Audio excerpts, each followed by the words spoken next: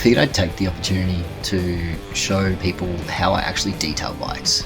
Every time I get a new bike, no matter how clean or dirty it is, I always detail it, because that way I can learn what's loose, what's tight, how the bike is, and have like a starting point to base my observations of ownership off of. With Japanese cruisers, there's a lot that's made of plastic or chrome coated plastic, and a lot that's actually chrome, and you can't sometimes tell the difference just by having a gander at it.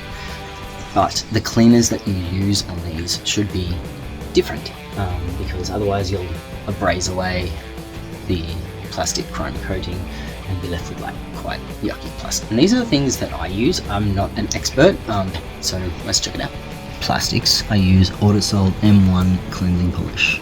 It's specifically for plastic. For the actual chrome, I use Autosol metal polish. That's a really good depiction of the kind of surface that I'm starting with. Hopefully it should come up alright. So let me get my elbow grease on there, and that is what we're left with after less than a minute's buffing.